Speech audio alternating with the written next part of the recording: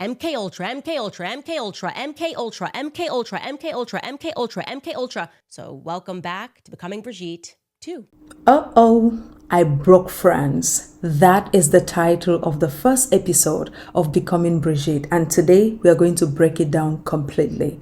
Candace Owens is looking for Jean-Michel Trogneux. Why? Because she is currently being sued by the president of France and his wife because she alleges that Michel Trogneux transformed into Brigitte Macron, who is now the First Lady of France. Well, what has she got to go on? All she has are a few crumbs of evidence here and there, which she is gathering and putting together to make sure that she can plead her case both to the public and in court, because this is no longer a public thing. It is both to the public and the court. And in this episode, which is the starting of season 2, what she is going on is looking at an experiment that took place in the 1970s, as well as certain events that took place during that time, trying to figure out how and where Jean-Michel disappeared to from the last known place of his. After he had kids, he's gone. So where is Jean-Michel Trogneux? Candace is looking for Jean-Michel Trogneux in order to know exactly the last bus stop of Jean-Michel Trogneux so that she can now trace where Brigitte Macron took off the next bus stop after Jean-Michel dropped off that bus, so that she can link both their identities together to show that yes, Jean-Michel Trogneux est devenu Brigitte Macron. So class, are you convinced? Do you see anything here? Is there any source here? To her very, very best fans, they will say everything makes sense. To those who hate her completely, they will say nothing makes sense. But to those who want to be objective, look at things from both sides, what do you think? Do you think that there is something here? There is nothing here? What are we looking at? Okay, let me know in the comment section. Let's start. First of all, she starts with the aspect of French government collapsing again, deepening paralysis. Well, Candace, I think the French government is doing that to themselves. Don't worry about it, girl. It has nothing to do with you. Let's go into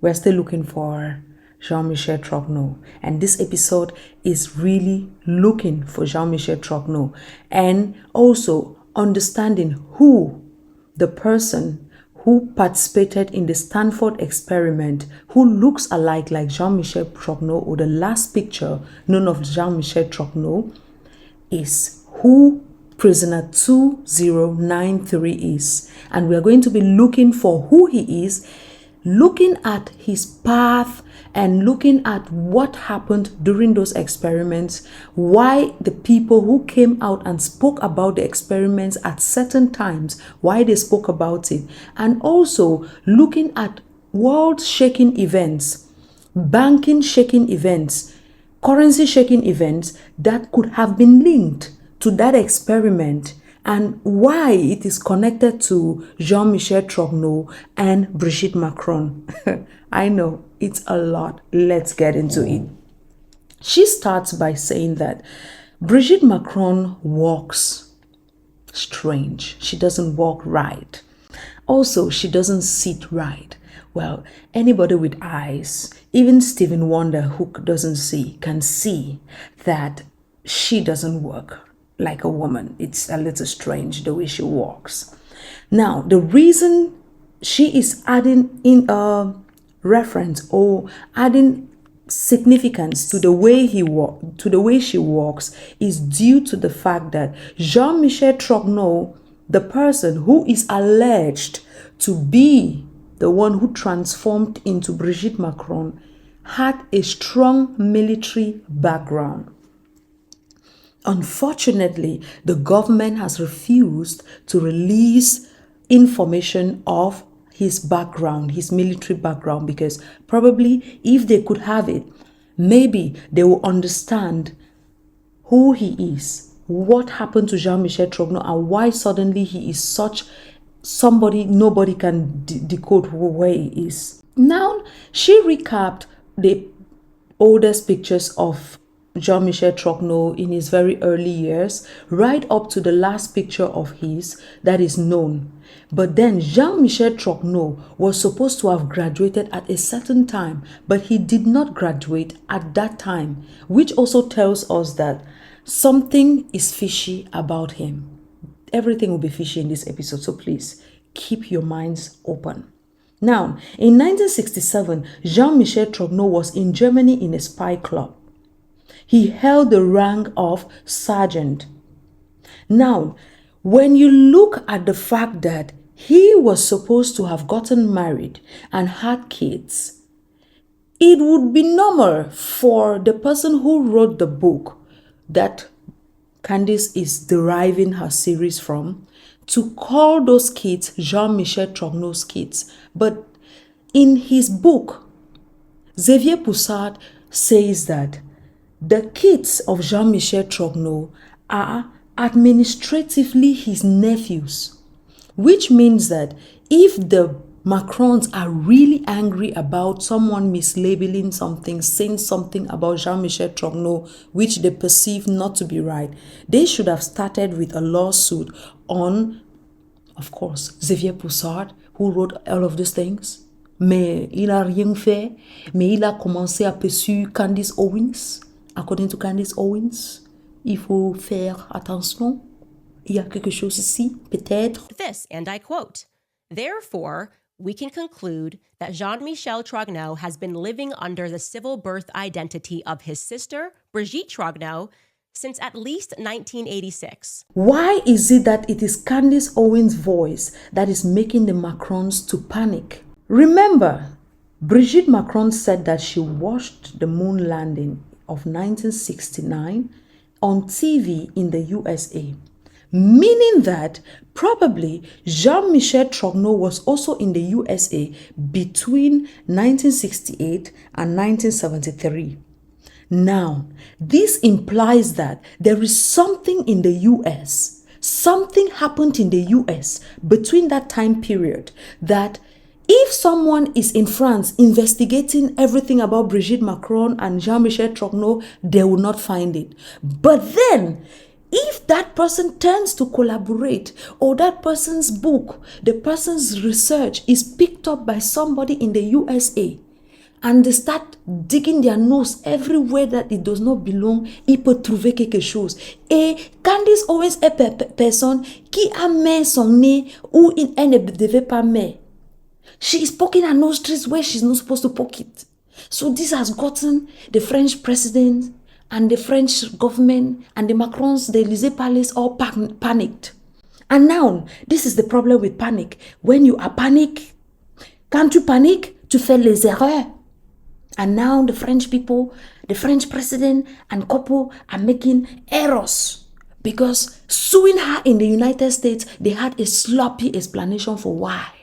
They said the story was becoming too big in the United States. Donc, il devait faire quelque chose. Now, their panic is because if the investigation continues in the US, they might find something. But then, maybe there is something that they are scared of. And this is one thing Candace noticed in the lawsuit or complaint they had against her. The lawsuit filing in and of itself was a bad idea, but beyond that, it was sloppy. MK Ultra, MK Ultra, MK Ultra, MK Ultra, MK Ultra, MK Ultra, MK Ultra, MK Ultra, said 18 times. Dogs do not bark unless they perceive a threat. Is she a threat? Maybe, maybe not. What do we know? On ne sait rien. So, Jean-Marie Trogneux happened to have been traveling on a ship that was carrying a lot of magnet, 8,000 pounds worth of magnet. And she said her husband told her that's military grade. It's suspicious also because the captain that was carrying that was captaining that ship happened to not have a lot of information, and she speculates that there is probably something about him that looks a little bit like a Trockno. He has a Trockno face, Trockno ears. Yeah. Listen, the reason we're trying to link him to having a little bit of Trockno face and Trockno skin, Trockno something, is because in future we are going to say something very important that will link to why there could have been a Trockno there, because Trockno seem to be linked with who? The Rothschilds. Pay attention. We are heading somewhere. This ship is paddling somewhere. I'm your captain. Welcome aboard. Let's go. Now, remember, in the 1960s, In the 1960s, MK Ultra was in full swing, and they were using magnets to hack into our brains, to control our brains and things like that. This project was sub-project 119, and the government was trying to see if they could alter our brains using magnets. Now, this project that was stewing and brewing everywhere was led by two UCLA doctors. And this experiment was causing a lot of strange occurrences. And do you know who was very much interested in these experiments as well?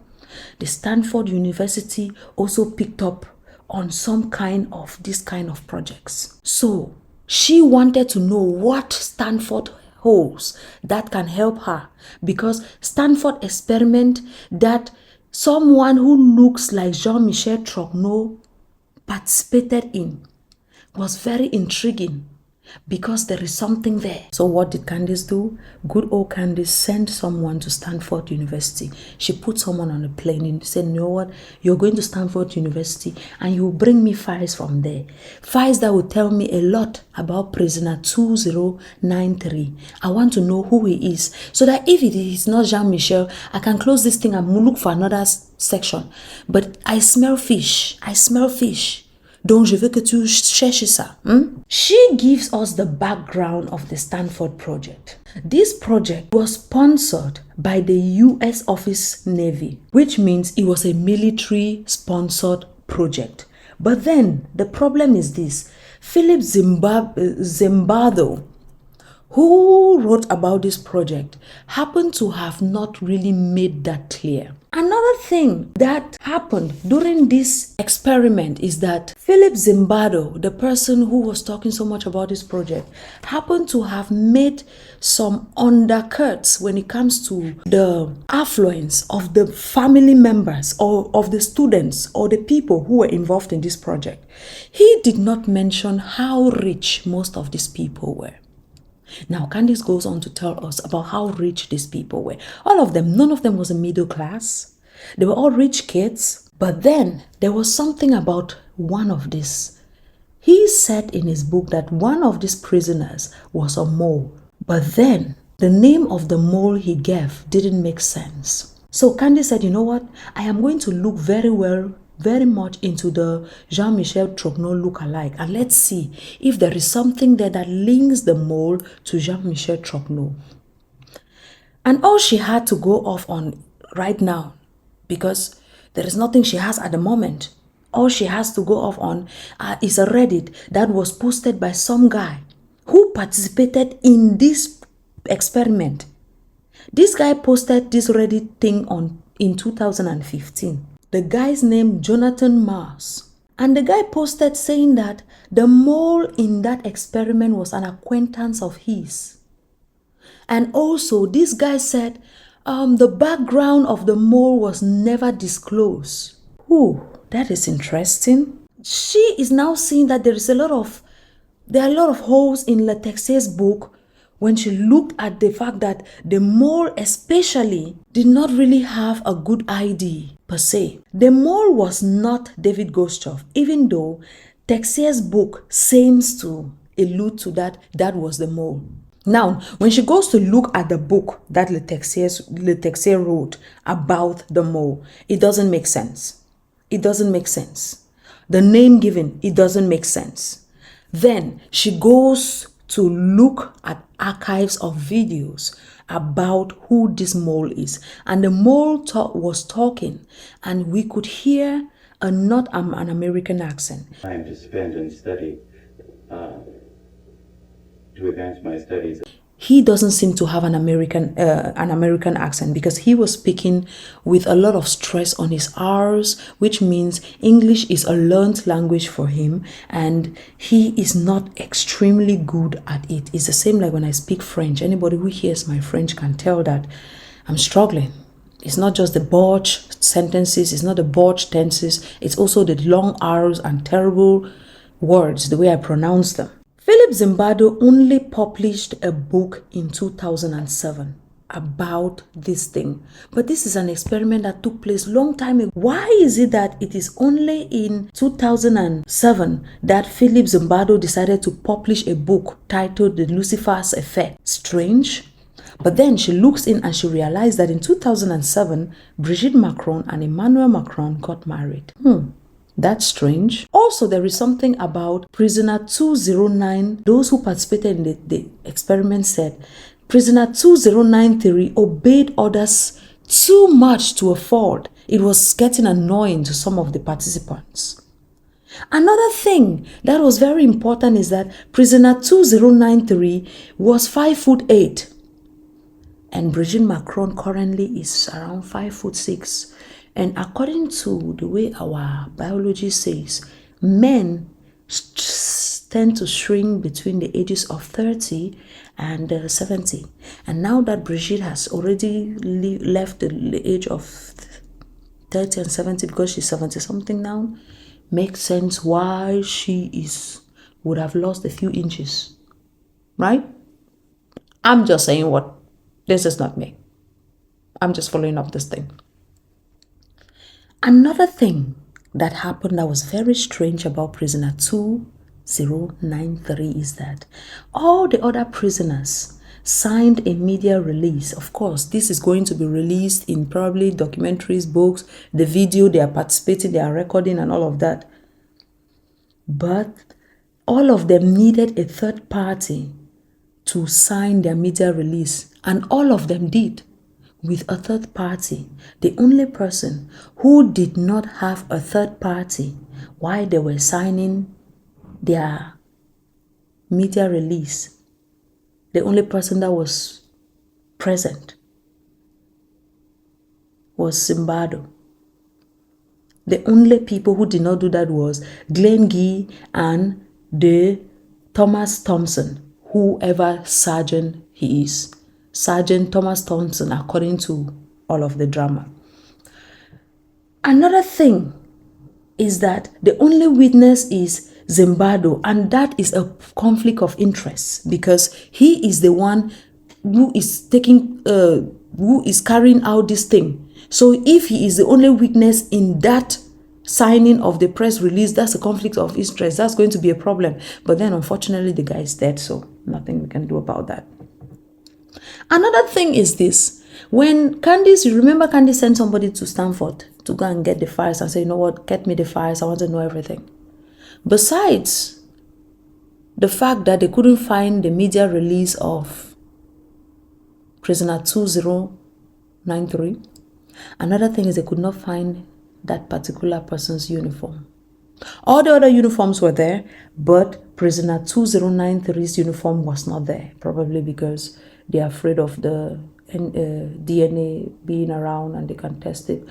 Candace, anytime you have an idea on your next move, I think you shouldn't say it on your podcast. I don't know. Keep it until when you've done it, then you bring it. Because when you come and say it, because I remember that she had spoken about this and then she said people should go and do.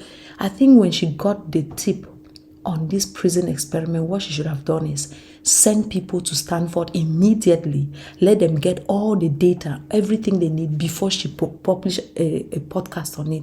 That way she would have had, nobody would have had time to run and adjust things. And also when she had the tip of the Reddit guy, she would have just secretly, first of all, contact him before publishing an episode about his Reddit. Because I'm sure when she published the episode about his Reddit, they went to him and said, hi, Femi Tabush, allegedly. All of this speculation, allegedly. Cover myself, my podcast with the blood of alleged. Let's move on. Another thing that was missing beside the uniform press release of prisoner 2093 is the aspect of their address. Remember, they were playing drama in this experiment. People had to play, some played prisoners, some played guards.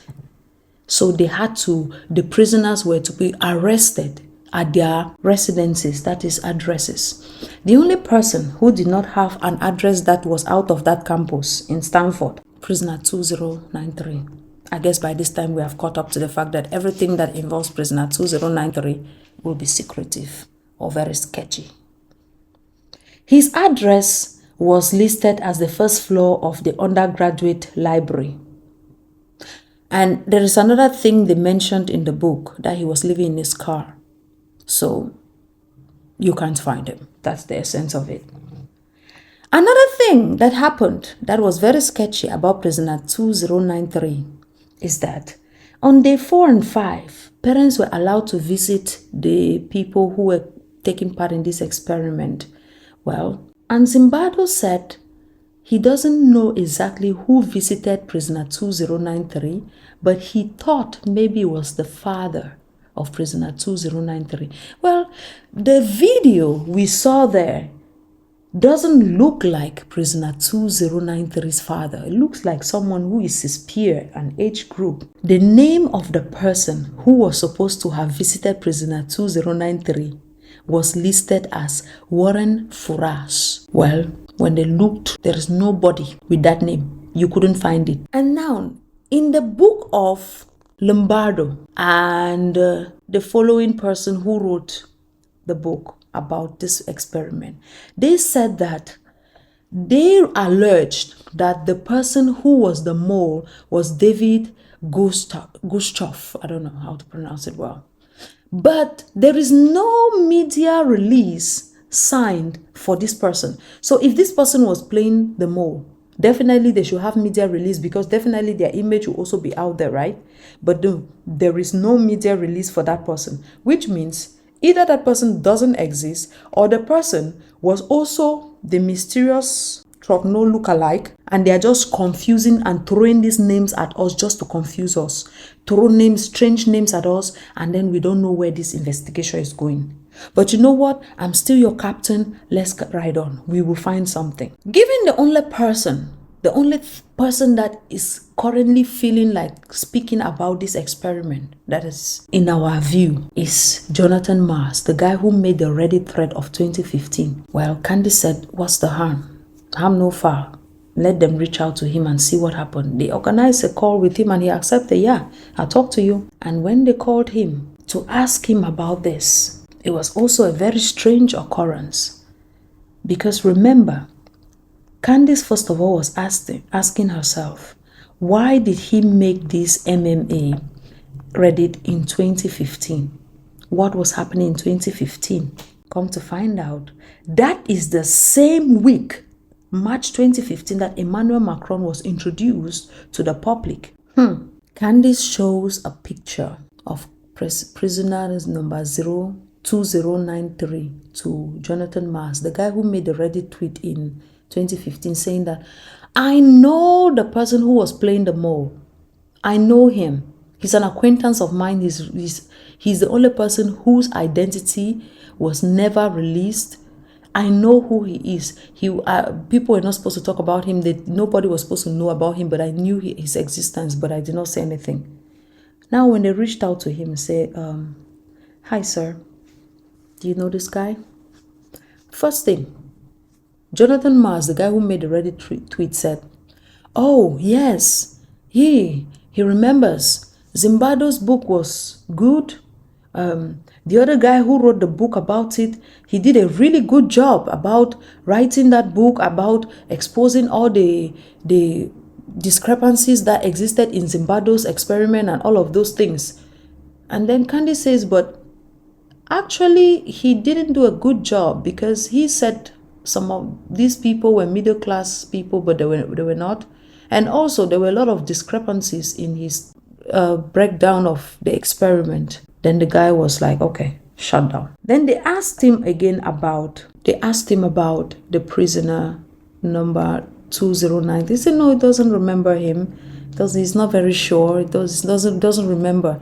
I said, but wait, you made a Reddit about knowing somebody in 2015. And in 2025, just 10 years later, you cannot remember anything about him anymore. Suddenly he has evaporated your mind. That's strange. So what Candace now did is, given that this guy was not willing to cooperate, Candace decided to say, okay, let me look at the transcripts of these prisoners, this guy who played prisoners, and see how they speak. Because normally also, when someone just learns English, they will speak very proper. That's what Candace said, not me. So she went and looked at the transcript and realized that this person speaks a lot about self, role taken, and things like that. The person speaks very strange. You remember who said self? When I heard self while listening to this, the only thing that came to my mind was Emmanuel Macron when he was talking about his inspiration from André Gide about self and all of that self thing. That's the person who came to my mind. So I'm like, okay, there is also an allegation, an alleged conspiracy theory out there that Emmanuel Macron could be Rothschild's impersonation, who is out here in these streets playing president. And now, if the person who was doing look-alike was also a Rothschild, wouldn't it be normal for them to be having the same type of ways of speaking about self? Wow. Well, let's leave conspiracy land and let's move on with this. And then Candace says it hit her and it struck her that the person who was taking care of these things, they were mostly, especially the people who were doing experiments in those days, they were mostly Kabbalists. And there is something about Kabbalists that is very important. They care about numbers. Numbers matter to them. So she said, let her look at these prisoners using their numbers. Maybe it will give her a clue. And then she remembered again that this experiment is heavily funded by the military. And most of the people who participated in the experiment are either military related or military involved. So, well, what's the harm? She went in to look at their numbers. Then she realized one thing, very important. The experiment were using military bases. That is interesting. Now, she looked at all the other candidates who were the prisoners, and their military bases were all in America. But you know whose military base was not in America? Prisoner 2093. Do you want to guess where his own prison base was? Anybody in the class? Hands? Okay, you, George. Oh, that is correct. That is exactly correct. It is found in France, a very small island in France. And the island is called Clipperton Island. Very strange. She is asking herself, why is it that Jonathan Mars is claiming that he doesn't know the sergeant who they all knew about? She went back to him again and said, we have discovered that the person who played the mole, his name is this and that, Thomas C. Williams, and everybody knew him as sergeant. Do you know him?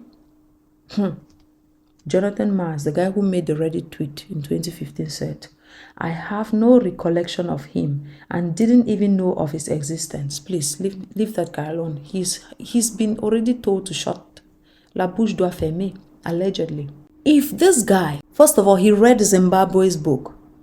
He participated in the documentary that was done recently. He read Letexier's book and he claims that Letexier did a good job at debunking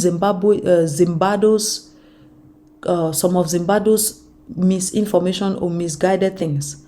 How is it that he can possibly sit now and tell us that he doesn't know prisoner 2093? And even after they've given him the name, the way he was called, Sarge, they've shown him pictures, he'd still say he doesn't know him. That is very strange. So how come he doesn't know him? It means that 2093 is a protected person. Candace Owens decides to look at the middle class claim, because if they were claiming that these people were middle class, it means even though they are not, it means there is something they were trying to keep away from us. They were trying to remove our eyes from something about this experiment. Then she remembers that one of the people there, after doing her own investigation, because in Zimbardo's book or in Letexe's book, none of them mention the names, the real positions and names of these people. They don't really give the truth about them. Dissecting these people, she realized who they are. There is one person who was very important, who stood out, Chuck Burden. He's a descendant of who? The Rothschilds. And then Candace asked herself, what was happening between 1959 and the 1970s, which would have been interesting today, Rothschilds, because the Rothschilds love gold. They are more inclined in banking. She remembers again that from 1959 to 1969, the president of France was Charles de Gaulle. Charles de Gaulle, I don't like that guy. That guy messed up a lot of African countries, so I don't really like him. The president was Charles de Gaulle. And Charles de Gaulle was somebody who was starting to become, he wants to put France first. He was trying to be a MAGA kind of person. And most people did not like that. That was a problem. One thing that was also happening during that time is that America had already switched from the gold-backed system to the fiat-backed system. Now, if you don't understand what this means, the fiat money system, which includes major currencies like the US dollar and the euro, derives its value from the government backing rather than the physical commodity like gold. So during this time, Nicholson wanted the entire world to get into the fiat-backed system. Charles de Gaulle did not like it. So Charles de Gaulle was thrown out. And who did they replace him with? By George Pompidou. George Pompidou was a very good commodity for people like the Rothschilds. Now in 1971, what happened? It's the same year that the Stanford experiment was taking place.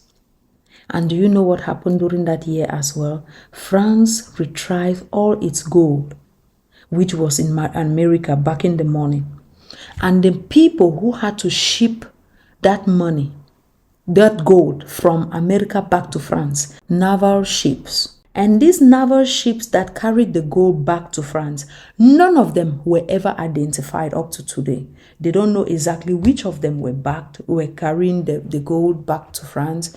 And this is Candace also speculates now that if it happens that there is an interest in this thing, it is banking, and the Rothschilds are very interested in banking, and they want to retrieve gold from America back to France, wouldn't the Rothschilds want one of their own to be part of it? Maybe this is when the captain who was riding that ship comes in. Candace alluded that he has trogno ears, and there is also an alleged that Trognos might be linked to Rothschild somewhere, because there was one of her episodes she did when she said one of the Trognos cousins or an aunt or somebody was married to a certain family member's name that was linked to the Rothschilds. She's not sure, just speculation. So she's now looking at it like probably the Rothschilds were involved in all of this. Now class, before we go, let's have a recap. Candace Owens is looking for Jean-Michel Trogno. Why? Because she is currently being sued by the president of France and his wife because she alleges that Michel Trogno transformed into Brigitte Macron, who is now the first lady of France. Well, what has she got to go on? All she has are a few crumbs of evidence here and there, which she is gathering and putting together to make sure that she can plead her case both to the public and in court, because this is no longer a public thing. It is both to the public and the court. And in this episode, which is the starting of season 2, what she is going on is looking at an experiment that took place in the 1970s, as well as certain events that took place during that time, trying to figure out how and where Jean-Michel disappeared to from the last known place of his. After he had kids, he's gone. So where is Jean-Michel Trogneux? Candace is looking for Jean-Michel Trogneux in order to know exactly the last bus stop of Jean-Michel Trogneux so that she can now trace where Brigitte Macron took off the next bus stop after Jean-Michel dropped off that bus so that she can link both their identities together to show that yes, Jean-Michel Trogneux est devenu Brigitte Macron. So class, if that is understood, I will see you next class when we see further information and proofs that Candace Owens brings to prove her point both to the court and also to the public. Are you convinced? Do you see anything here? Is there any source here? To her very, very best fans, they will say everything makes sense. To those who hate her completely, they will say nothing makes sense. But to those who want to be objective, look at things from both sides, what do you think? Do you think that there is something here? There is nothing here? What are we looking at? Okay. Let me know in the comment section. See you for part 2.